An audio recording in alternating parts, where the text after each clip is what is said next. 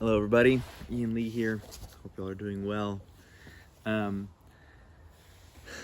wanted to make a video that kind of is a response or maybe a subsequent video in regards to the video I made yesterday, which was called Practice Takes Courage. And I want to go into, I guess, some more general thinking that isn't even just placed around practicing music or being a musician or even being an artist, but just around action as a whole requiring courage and really being willing to take action despite what the end result may or may not be. And there's this great book called The Pocket Guide to Action. I really love this book. It's got these little kind of, he calls it meditations, 100 meditations on the art of doing. I will put a link to this book in the description. I don't get any kickbacks or anything from it. I just want to share it with y'all. It's just a really cool little piece here. But there's this one chapter or meditation called Failing in Action.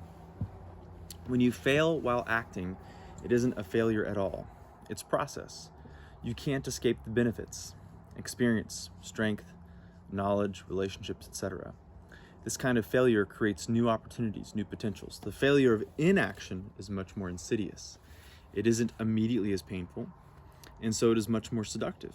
The downside is much more serious. You get none of the benefits of action. You are faced with knowing that you are a coward, that you never even tried. Bold action may always scare you, as it should, but never as much as the alternative, timidity. Inaction is the cancer that will eat away at your soul until it's gone. That's scarier than anything. And I want to pause and actually look at this. That was the end of the meditation. Bold action may always scare you.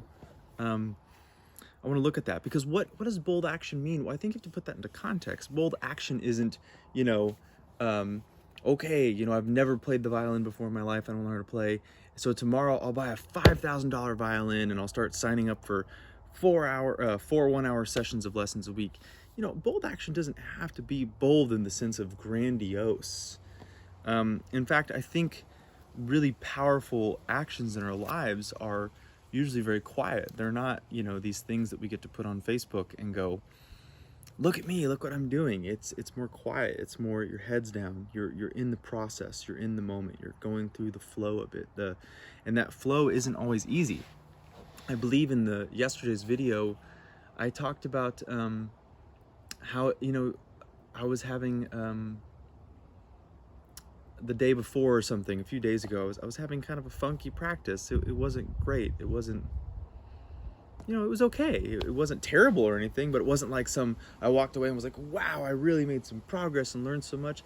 Sometimes you're just showing up to the day, and that is equally as valuable as something that appears to be very inspiring or sparkles a lot, And what I really love about this meditation in particular is that we hear the word failure and we use it, but really when you come at it from this perspective, there actually isn't such a thing as failure. And if there is such a thing as failure, it's the not doing of the thing, right? It's being so scared that you can't even take the next step, which is all you have to do is one step, right? What's the Tao Te Ching, the journey of 10,000 steps begins with the first one or with one step, or I'm doing a great disservice to that. But that's the idea, right? Is that all you need is that one little bit. Author James Clear, who wrote Atomic Habits and has a great website, couldn't recommend signing up for his newsletter enough. He talks about getting 1% better every day, and I love that because we can all do 1%. We can all show up 1%.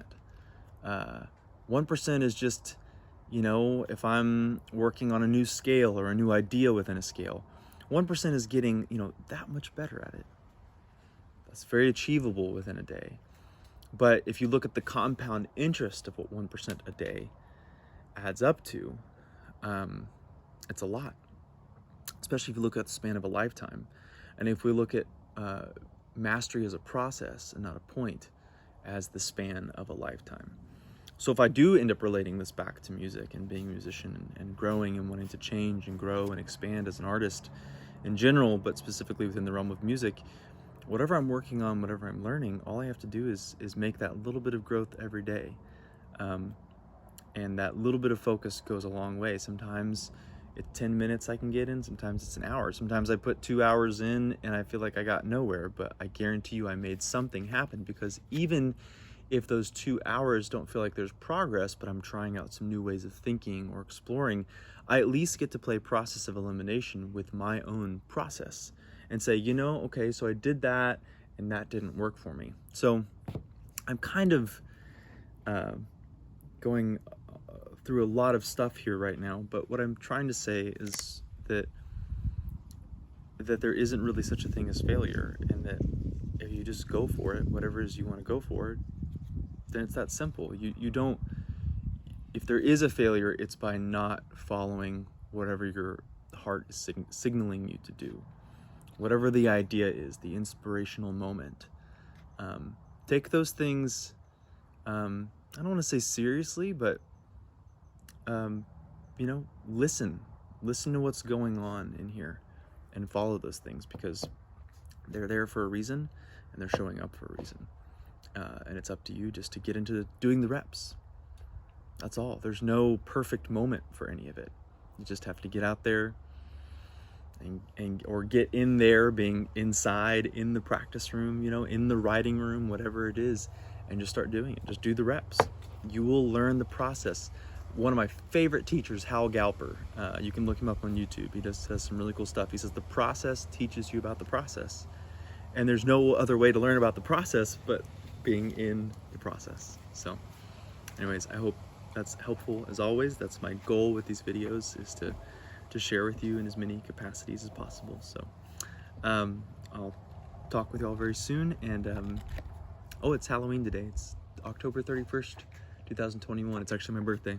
I turned 32 today. So here's to another year around the sun, and to more failure.